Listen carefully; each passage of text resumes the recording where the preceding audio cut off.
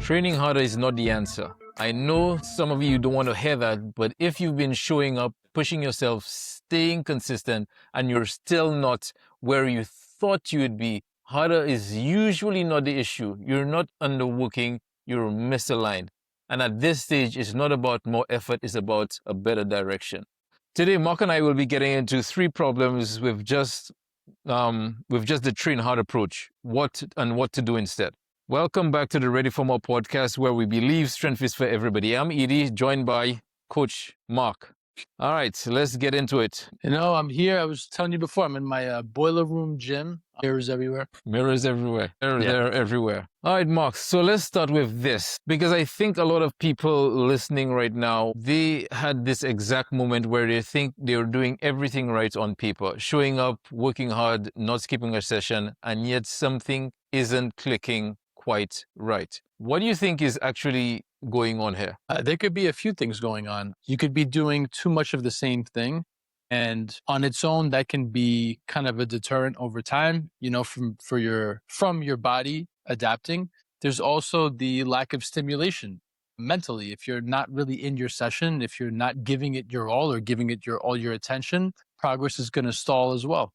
And then there's the possibility that you might just be pushing it too hard, too frequently, all the time. Yeah, and what I see most often is like they always assume that, okay, well, I'm not working hard enough. So the answer always becomes work harder, more sessions, add more weights on the bar, or just suffer a little more. And a lot of people, which will include myself, will condition that way. I mean, when I was younger, it was always we need to crush it in the gym and we need to feel like we actually worked out the next day.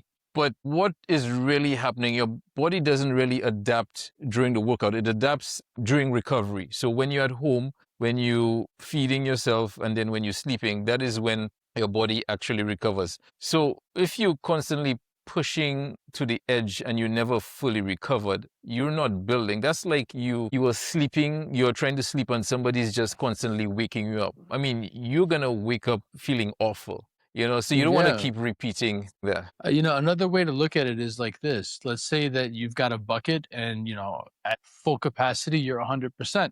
And you trained very hard and you empty that whole bucket. So what you're talking about, you go home, you eat, you sleep, and gradually your capacity refills. Well, you decide that, hey, instead of letting this refill to 100% when I can give it my most and push for the adaptations I want, I'm going to spill the bucket over or empty it at 33%. Well, you didn't give it as much as you possibly could have, so you're not going to get as much in return. Yeah, absolutely. All right, so let us get into it. Problem number 1, the soreness illusion. Most people use soreness as their progress marker. So I'm sore, I worked hard.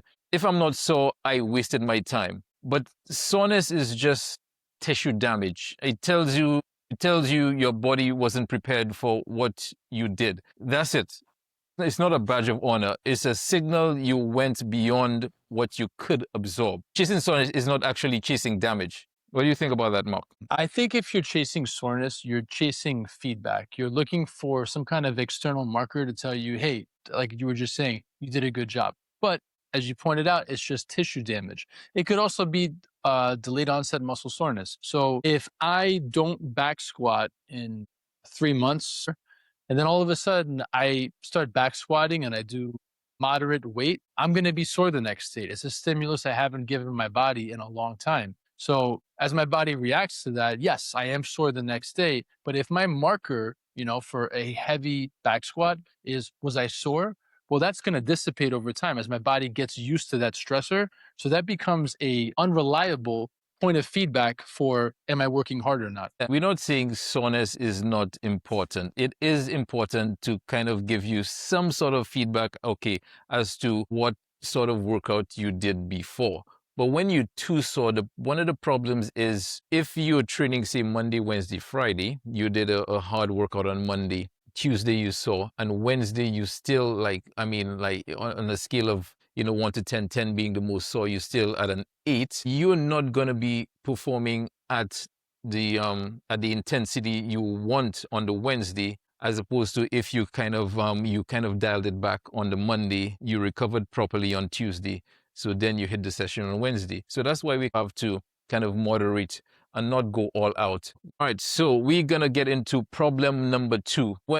Training at a level you can't repeat. This one is big. People go all out on Monday, great session, push hard, felt amazing. Then Wednesday they were still absolutely trash. So they either skip it like we were talking about before, or they show up half functioning, and they just sort of grind it anyway. And that is where injury comes in. So either way, the consistency breaks down. 100%. Look, I just dealt with this situation today. I had a client of mine come by who wasn't feeling it, not 100%, but wanted to work out and has a lot of stressors going on in her life. So I said, hey, what we're going to do is we have a program outlined here. We're not going to follow that program. We're going to dial back on everything. We're going to modulate the intensity with similar movements. It's going to mimic a lot of what we were going to do, but we're going to modulate the intensity so you're meeting your body where you're at. Because the fact of the matter is that you're not going to meet the intensity that you want to today or that we had planned. Mentally, you're not in it. Physically, you're not in it. So we have to scale to where you are so that we can keep making progress.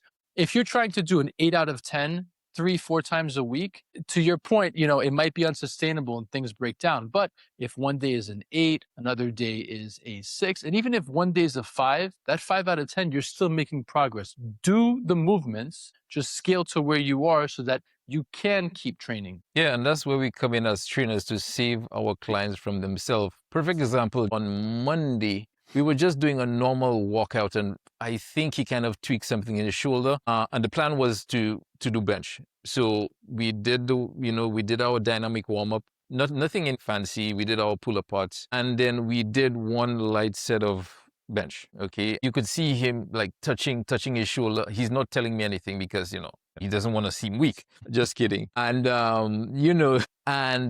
I'm looking at him, and there's like, okay, what's up? He's like, yeah, he's like feeling something. He's okay. Well, so we did we did a little soft tissue massage, and we tried again. It was not happening. So I just totally shut it down. We had a plan, but that doesn't mean we're gonna stick to the plan 1-to-1. We just modified it. So instead of doing more pushing, so it was pushing, pulling day, we did more pulling with some sort of dynamic stuff in between. If I wasn't there, he would have gone all in. He would have just, okay, and he keeps it like, I could do the push-ups. Like, Alex, no, we need to rest. We'll come back again on Wednesday. So yeah, that's a perfect example of us as trainers saving our clients from themselves. And it doesn't mean that, okay, well, you come in with a plan. The plans are meant to be changed, Rules are meant to be broken, if you put it that way. The finer point on training is that the effort, no matter how good the plan is, the effort may not be sustainable given a situation. You might be sick, or your stress levels might be too high, or you missed a night of sleep. The plan is always going to change. So to your point about sustainable effort, and training falling off, if the effort's not sustainable, the real trick or the magic here is knowing how to modify the plan or having somebody to help you pivot accordingly when you need to. Yep, absolutely. Always have tools in your pocket. I mean, you cannot do this instead. That doesn't mean you don't do anything, just do something else. All right, problem number 3. We skip the foundation and we go straight to intensity. What does that mean? So think of building a house. Do people normally build houses on swamps? No. Think of intensity as your top floor. But if you haven't built the ground first, your movement quality, your capacity, your recovery habits, the top floor has nowhere to sit. And I think this is where people get confused between capacity and intensity. Like they feel the same thing. What do you think? So Edie, one of my favorite things to tell every client, every student, is that we have to build our house of strength on a foundation of stability. I've said this endlessly over years now. I couldn't agree with you more. I think as you stabilize your movements, as you focus on movement quality, whether it's your deadlift, your overhead press, Turkish get-up is a great example. We do not do the Turkish get-up before we can do it with something placed on our fist and balancing it up and down. That's all about stability and stabilizing the movement before you load it up. I think every loaded pattern should go through some version of that so that you have as much control as possible when you perform the lift with weight. Yeah, and a lot of people, I mean, some people, they don't necessarily like that because they always want to rush into It's it, but it's boring, right? always do the boring stuff first. After you do the boring stuff, you don't have to go back to the boring stuff. You're going to have that solid foundation. So here's what I want you to sit with. If you've been training hard and not seeing results, most likely it's not a discipline problem. It's how you design your workouts and your life around your workouts. Your workouts aren't built to match where you actually are right now. Then they're not. And that's not that's not a failure on your part. Most training programs are not designed with your starting point in mind. They're designed for somebody else, some random person. So that is what I want you to sit with today. The other fine point here is that every body moves differently and has a different history. So if you're working off a generic training program, it might not best be suited to the rotator cuff injury you had, or the surgery you had on your ankle, or the scoliosis, or whatever it is. The most effective training programs are either written or tailored to how an individual body moves and whatever the limitations are that need to be overcome. All right, guys, again, if you don't know where you are starting wise, we've built a strength audit. It's 15 questions. I mean, we've been like touting it for the past couple of weeks. It's ready. 15 questions, is 5 minutes, and it just gives you a starting point. Remember, we spoke last week about the starting point. We need a starting point, and that doesn't mean because you're starting now, you're far behind. No, this is your starting point. Everybody started somewhere. So we have the strength audit in the comments below. So make sure you click and check it out. Yeah.